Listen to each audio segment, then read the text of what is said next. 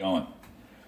So I got a nice little surprise tonight. My daughter, who lives in Southern California,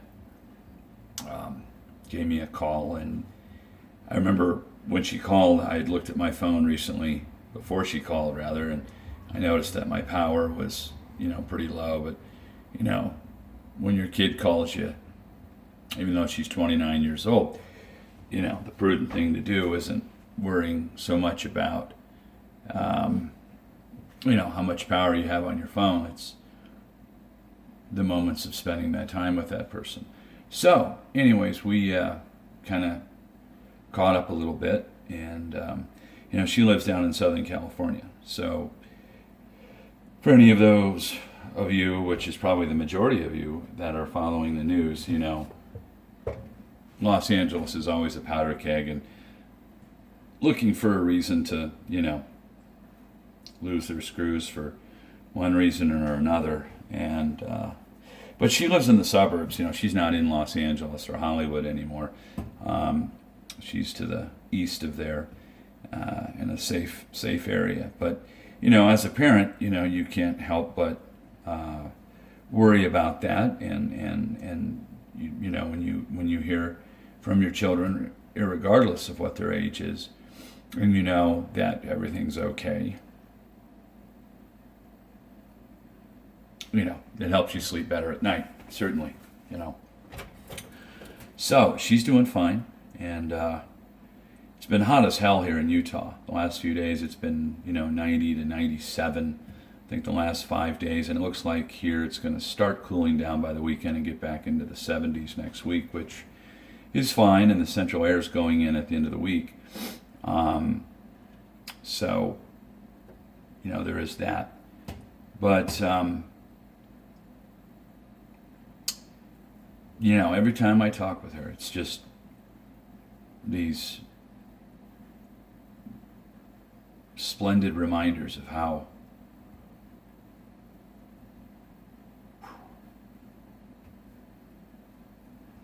proud of her I am, and how well her mother and I did. She handles rough situations very, very well. And when you know that you have a grown child that's responsible and level-headed and intelligent, and looks before she leaps, or looks both ways before she crosses the street or wears her seatbelt, just some of the rudimentary things that we teach our children. It goes so much further than that, but it's very comforting to know that you feel safe in your heart that she's going to be fine.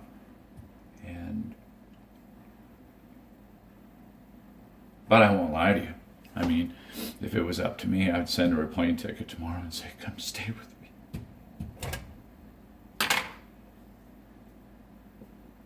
Sorry, people. Sorry.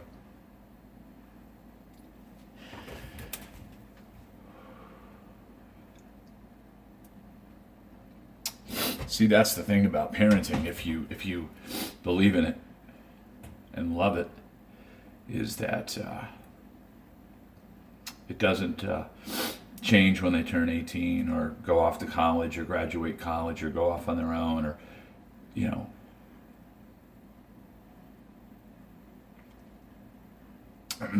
it's a lifetime commitment, if you're really with it. And hey, it's all good, but sure, I mean, if I had my wish, I'd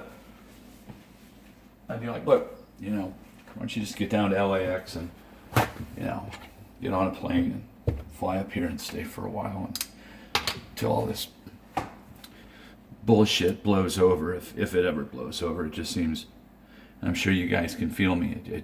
It just feels like it's like a 3 or 4 headed monster, or it's just one thing after another. But talking with her, she tells me how amazing it is to talk to me, and she wishes sometimes she could record our conversations so she can rewind and listen to some of the things that maybe that I say to her, or she could share with her friends. Well, kid, I got news for you. The feeling is mutual.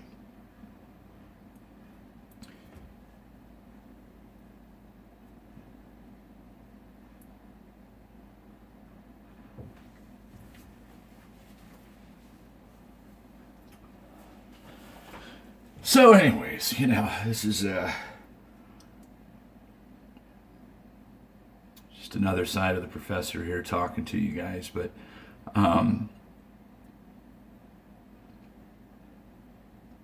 love your kids with all your heart, man, and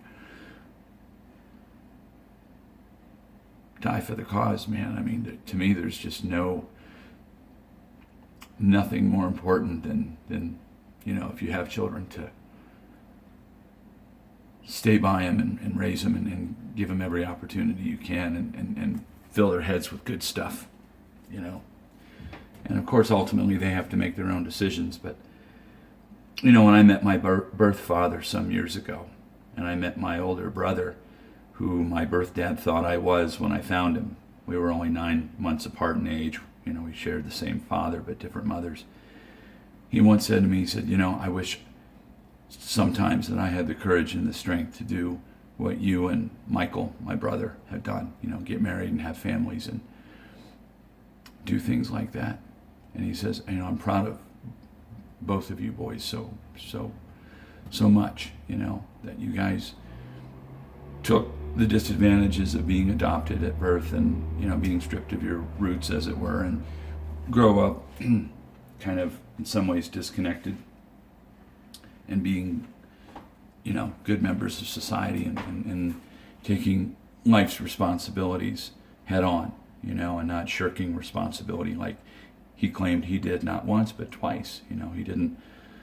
He sired both of us, but he didn't raise either one of us. And, I don't have a rapport with him now, but for a period we did, and it helped me understand even more about myself and kind of, genetically some of the ways that I tick. But, just love your kids, man. Love them with all your heart. And give it all you have. Because, I'm now seeing, and in some, direct and indirect ways, hearing that I did a pretty decent job. So did her mom. And that's a great feeling. You really, really can't go to sleep on that. It's good stuff. I mean, that's what it's all about, man. It's not about the promotions at work or, who you're seen palling around with in town, or how many beers you can drink, or how fast you can drive, or how far you can hit a baseball or a golf ball. That's to me is really the essence. It's how your kids think of you and how they turn out. So, anyways, I'm charging my phone, and I always get a little emotional when I see my daughter or talk with her, because